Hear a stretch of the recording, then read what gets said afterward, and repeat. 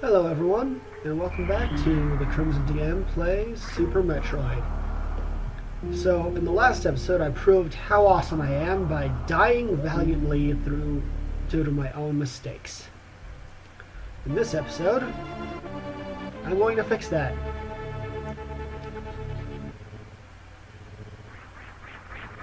So, back up to that thing, which I found out you can't actually just shoot it for some reason. You can, however, do that.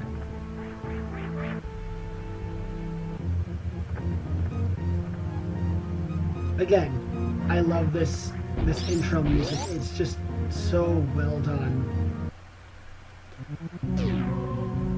I love all of this music. I don't know who was behind the musical score here, but whoever they are needs a big thumbs up or something. Follow their hashtag Twitter page and Bandcamp and whatever. They probably don't need a Bandcamp if they're working for Nintendo, but still. So as you can clearly see, my mistake last time, my big mistake amongst all my mistakes, was that I wasn't using power bombs. Power bombs are kind of important. If I would have survived long enough, I would have gotten this energy tank, which, thank God for energy tanks, because they will refill your health once you get hurt. And I am not the best at avoiding injury in these games, so I desperately need them. And some of the energy tanks that I get, I think I get one in this episode where I almost kill myself to get to it. And as you'll see, the good thing about energy tanks is that they will refill your health completely once you grab them. So if you can sustain the bodily harm and survive long enough, you're good.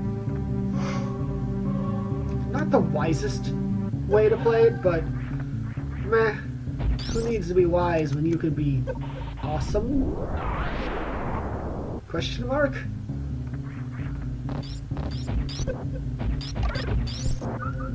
And then we get to this area, which I feel like I'll need to do this off camera because I want to try and do it legitimately, and it is so difficult to do this.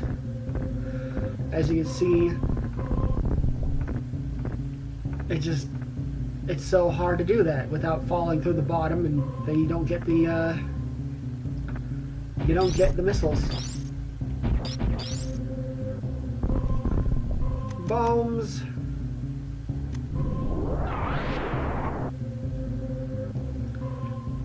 I do go back because I want to showcase a really cool thing that's down here.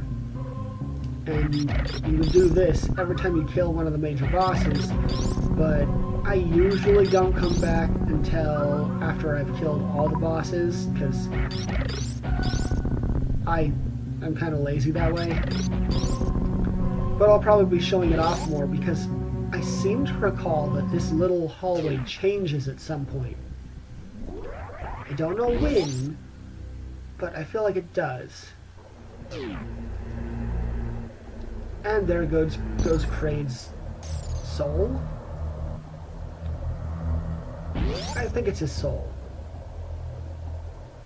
I killed Kraid, so I get to be rewarded by watching his golden statue turn gray. I don't get the symbolism there. I'm just going to assume it's actually magic. For a series that usually uses scientific kind of stuff, I wouldn't say Chozo stuff is exactly science, but it's close enough, right? Seeing magic is a little bit weird. Back to here. And now we'll quickly get that one item I was talking about earlier that I think there's a way to get it really early on before you get the high jump boots, but I can't be positive. I know for a fact I can see it before then. I just didn't because I wasn't looking in the right spot. Thankfully, I can do this cheat code to get down really fast. So, now when I think about the way I took to get back down to the bottom, I probably wasted a lot of time. So I'm probably going to cut the actual trip back to... Yeah, I'll cut the actual trip back to the bottom out of this because, well, it doesn't serve a purpose. I just want to show off this item really quick, and maybe a cool little area that I'll tease because I can't do anything with it yet, which is a shame because I like the area and you will see it. I will be coming back here again, at least once more, to explore once I get at least one item, but probably a couple items. And as you can see, the once dead cavern has actually been repopulated with life, which does beg the question. It does ask the question of, you know, what is life? There you go. There's the energy tank. But it begs the question of, do these monsters function on their own, or are they actually a part of the space pirates, whatever you want to call it?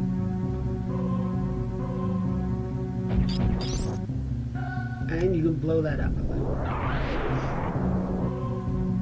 And you just gotta do this without being slow or hurting yourself. Both of which are much more challenging tasks than you would think. Yeah. I don't think I'm ever going to have the jump boost down. But you can come up here. And once you come up here, there's this cool little area with water. I'm going to have to come back there later.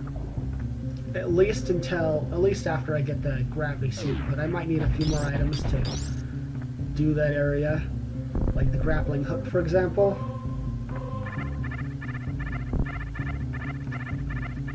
That guy's life must suck right now.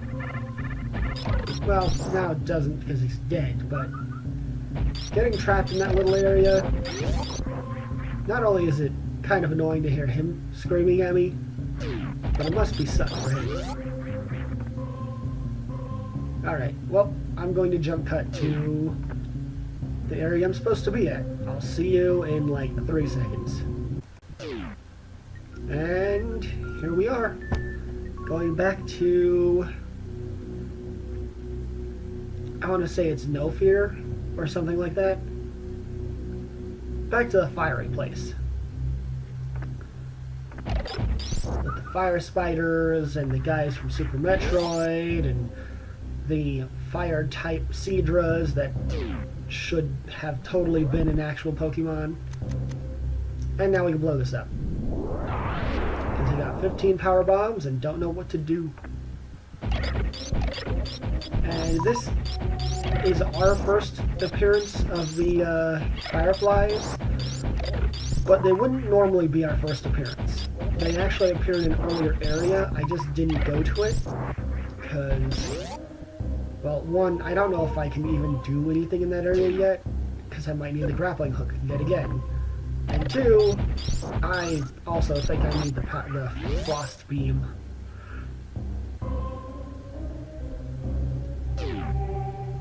I love this little section right here because if you're not trying, or if you don't know to run, but you can just run through that and kill so many things. It's just really satisfying. And again, we're in Chozo Ruins. And because there's so many of these power suit things everywhere, even in the ruined areas, I have to assume that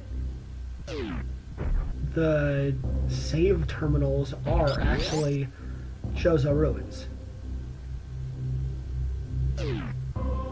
And we go up here, but as you'll see pretty quickly, I can't do anything here yet either because grappling hook, which for some reason is represented by a plus sign on a block.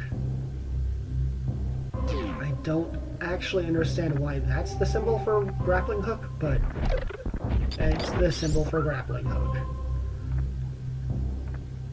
If you go over this way, you'll actually find a route that takes you back to the starting area. And I don't need to go here yet, which is just fine by me. But if we go down here, we got a cool little area, and because I wasn't looking at my recording screen when I was doing this. Also, that music though.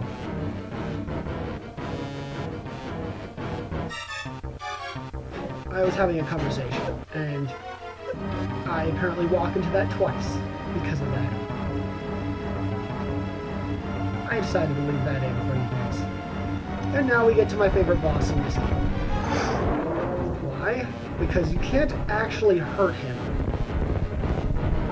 Now, if anyone here has played Gears of War, there's actually a boss that's pretty much just like this in the first game inside the mines.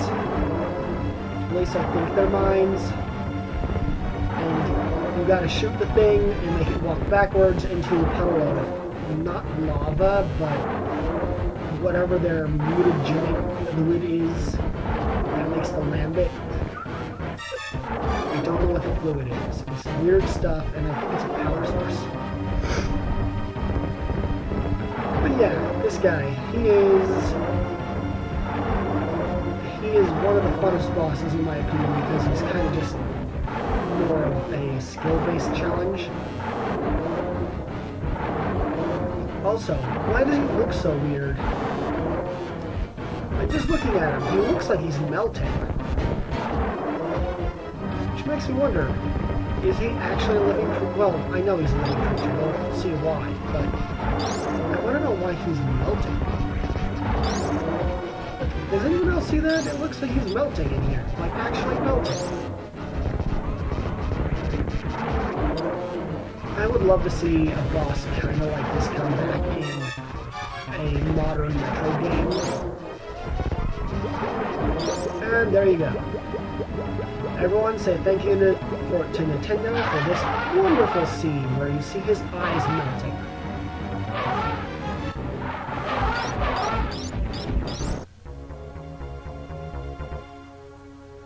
I love how the music doesn't actually get better, and you can see those bubbles underneath, implying that this guy truly is the most powerful boss in the game.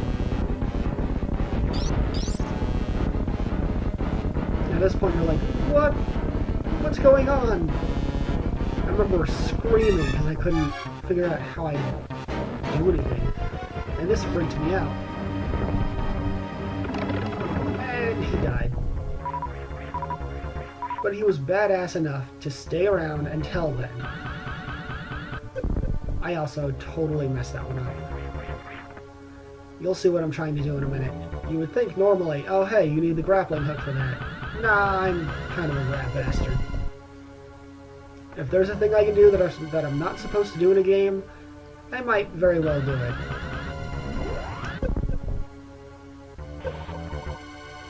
And here's where I started getting very concerned. Because I didn't know if I could make it back on foot. So I just decided to go for it and got myself another energy tank. And then I'm back up to full health. Doo-doo-doo-doo-doo-doo. I still love this music. I love all the music in this game, but this song's just kind of cool. It makes you feel like you're in a very dangerous situation, even though then you're just waiting for the storm.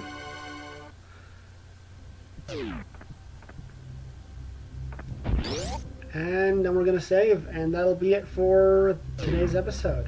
So, as always, thanks for watching, and I'll see you guys in the next one.